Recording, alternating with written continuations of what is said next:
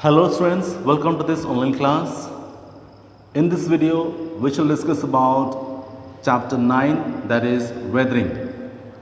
I have already sent you the PDF, the short notes of PDF of this lesson, as well as I have sent you the question answers or exercises.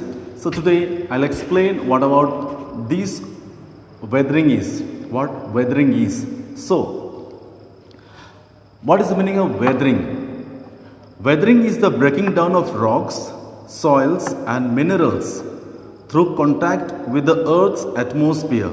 That is the weather elements, that is water and biological organisms. So, weathering means breaking down of rocks.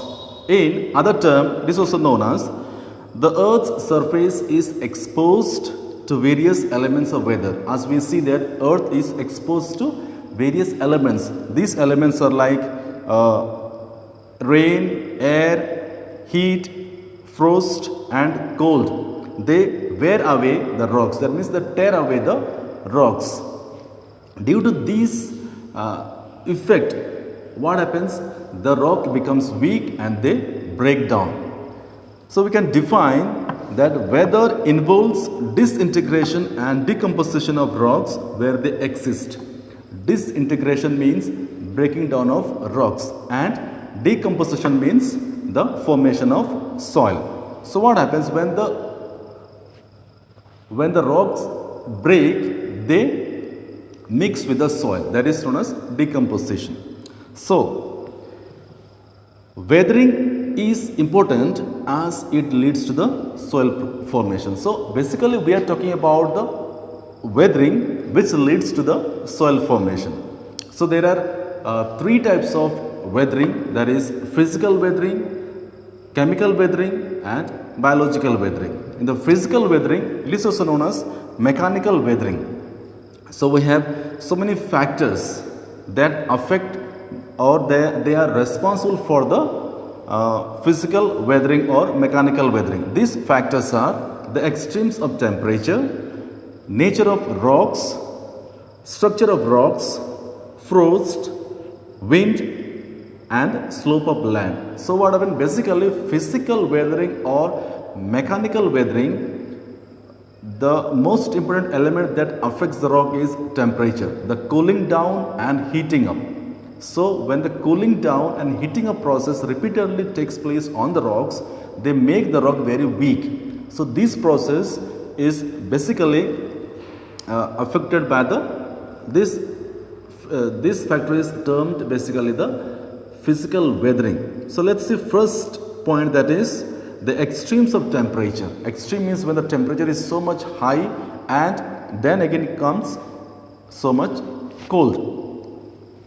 The sandy, arid and semi-arid regions are heated intensely during the day and lose heat rapidly in the night. So you can see one example is that in the sandy desert or sandy arid regions, that is in Rajasthan where the sand is widespread. So what happens? During daytime they receive intense heat and during night time the heat comes down. They lose rapidly the heat. So what happens?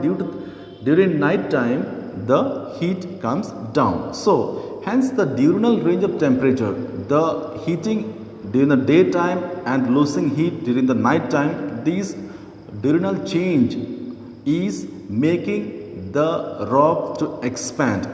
This causes expansion of rocks during the daytime and contraction of rocks during the night time. So when the rock is getting heated up, it expands, and when the rock is getting cooling down, what happened? It contracts during the night time. So these causes to disintegrate and split. These causes rocks to break down and split. So I think you understood this concept. Basically when you see the example of potato is very hard when it is not warmed up, but when it is warmed up, it is breaking down the outer part of the skin and it breaks, it becomes very soft. So in that sense, like that way, the rocks also, when it is heated up, it becomes weak. Not entire rock, but outer part of the rock is being weakened day by day, years by years. So what happened is not one day process or 2 days process. It takes many years to make the outer part of the rock to become weak, and then it breaks and splits, and that forms the soil formation. There is another term we can see, exfoliations. The changes in temperature during summer and winter, and in case of arid region during day and night, cause expansion and contraction in the rock surfaces. So it is also affected by the temperature, like cooling down and heating up. The heating up will be expanding the rocks, and cooling down will be doing the contraction. So what happens? This is the rocks that break, the rounded rocks that they break and peel off. They peel off like onion. So what happens? The rounded rocks, they break off and peel off like onion. This process is known as exfoliation, right?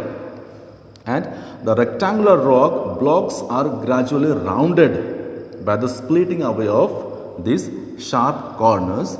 This process is called exfoliation. So exfoliation is like peeling off the rocks or breaking the rocks in split up, peel off. In that sense, it is termed as the exfoliation. So what is affecting them? The temperature increase and temperature decrease. So this duration, this repeated process, it is affected. Then the nature of rocks.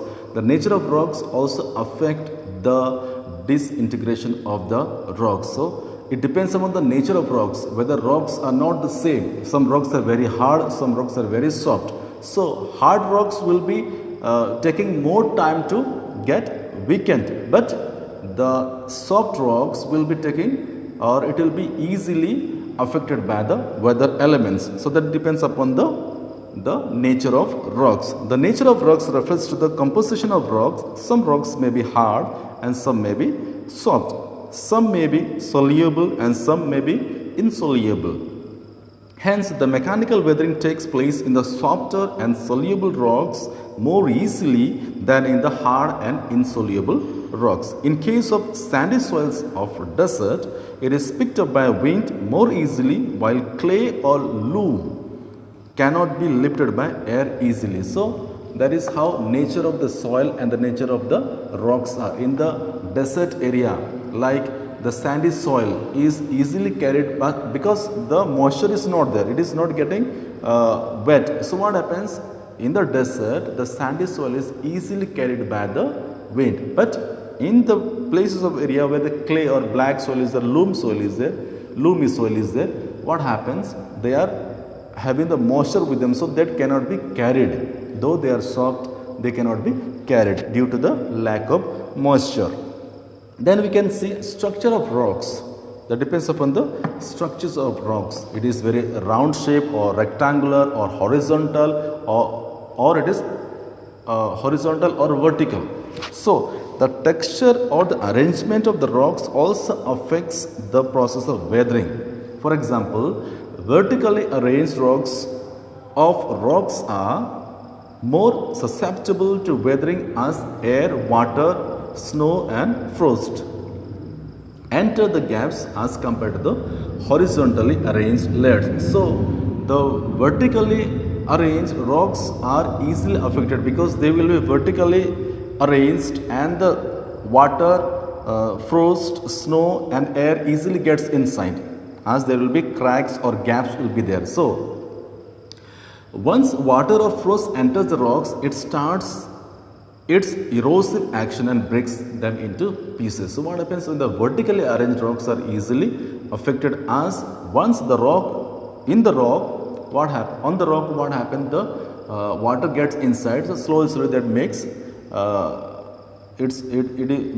it works as the erosive action. Then frost. Frost is very common agent of weathering in the temperate regions. In the temperate region means beyond the Tropic of Cancer, where the temperature is very low. Mainly it is in the Himalayan regions. Okay. When water enters the rocks and turns into ice, the volume increases. As you know, the water when you keep in the refrigerator in the bottle and it becomes ice, so it the volume increases, right? So likewise during the day ice thaws means the ice become liquid and the water enters deep into rocks. When temperature drops during the night time, the water again freezes, widening the cracks. So what happens? The water get inside the rock and they become freeze. That will be expanding its volume. So what happens? In some way directly it will be affecting the rock. And when during the daytime it will be getting the sunlight, so it becomes bit temperature it recedes, so it becomes liquid, it thaws and water again gets inside the rock.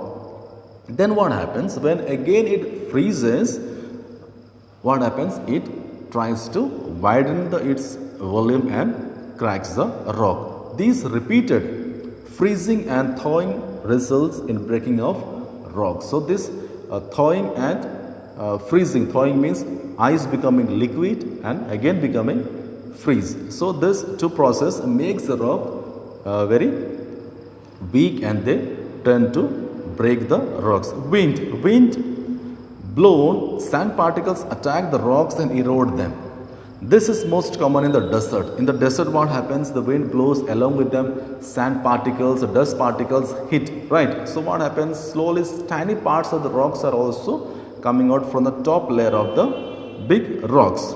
The rocks have different composition structure, hence some portion of the soft rocks are easily eroded by action of wind, whereas the hard rocks remain exposed, termed as mushroom rocks or zeoxenes. So what happened? The soft rocks are eroded easily, but there are some hard rocks where they stand there itself, but some parts of it is removed. The mainly surface of the rock is removed and that stands like a mushroom. So that is termed as mushroom rocks, or it is also known as zeoxenes. So these zeoxenes and mushroom rocks, how they are built? Because of the hard structure of the rocks and the surface of the area is carried by the winds. It is not 1 day, 2 day process. It is many years, thousands of years process. So that makes a structure like mushroom. That is known as mushroom rocks. Then slope of land. Weathering also depends on the gradient of slope. The steep slopes of the rocks are eroded more easily by the agents of weathering as compared to gentle slopes. So what happens? The steep slopes, you can see the speed of the water is more, and the gentle slopes, the speed of the water will be very less. So when you compare steep slopes and the gentle slopes, steep slopes will have more effective and the gentle slopes will have less effect. So what happens? The areas or the rocks which are slopy or steep slopes, they will be structured, they are more easily eroded. Then we have another point, that is block disintegration. Block disintegration means, disintegration as you know already means breaking down of rocks. Block size, that means block means a cube size, rectangular size, okay. So that is termed as block disintegration. It is looking like a difficult term, but it is very easy to understand. Block means a rock which is a square shape, and disintegration means breaking down of rocks. So the rocks which break down in square shape are known as block disintegration. So it occurs in well jointed rock such as granite due to temperature change. It is particularly effective in areas with great diurnal range of temperature, that is 10 degrees Celsius to 15 degrees Celsius or more, and barren rocks without prospective vegetation cover, that is mainly in the desert. In the desert we can see the granites are mostly found in Rajasthan. So what happens? The big rocks break down, they leave their joints and they make a block of rocks. That is known as block disintegration.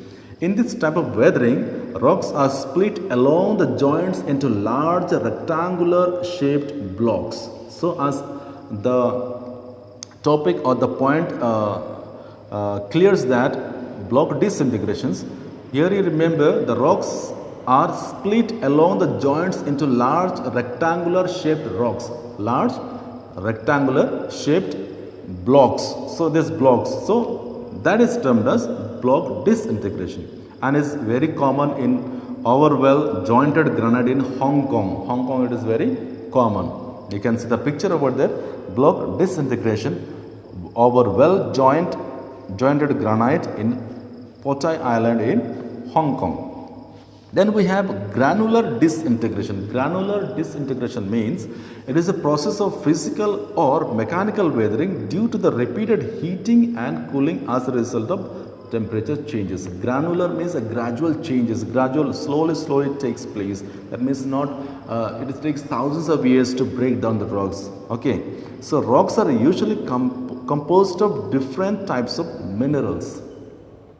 The rocks are usually composed of different types of minerals. It is not having the same minerals. If it is same minerals, it is a valuable minerals. If the rocks are having different types of mixture of minerals, they will be not that much valued. So the dark colored minerals, example mica in granite, is in mica, it is granite is mixed, then absorb more heat and so heated up very fast. The mica is heated up very fast because it is dark colored granite. But when you compare light colored minerals like quartz, feldspar can reflect the light and get heated up slower. So I can see the rock which is exposed to sun gets heated up very fast and the water will be kept over there. Water can reflect the sun. So what happens? It will be heating up very it will take more time. So what happened? Very slow heating up will take place. Same way, the dark colored rocks will be heated up very fast and the light colored rocks will be heated up very slow. So that difference, so that differentiate between these dark and light. So as in the rock, different types of minerals are there, they absorb heat. So they will be having different character, right? Minerals have different characters. So as a result, alternative expansion and contractions of minerals in the rocks cause rock disintegration into small pieces. So a part of the big rock, some minerals will be coming out or it will break down because of the mixture of minerals in that rock. So this is known as granular disintegration. I suppose you understood all this concept. Here we have the example of granular disintegrations, and any queries, any doubt, please ask in the WhatsApp and clear it. The notebook that you are preparing, maintain properly and send me regularly. Only the few students are sending, so send all students as I know that you are doing attending online classes. Otherwise it will be problem for your internal assessment mark. Already last time we might have you have sent the notes, but this time very strictly sending all the PDF forms that I am sending. Write it down properly and send me in the WhatsApp. Thank you so much. All the best.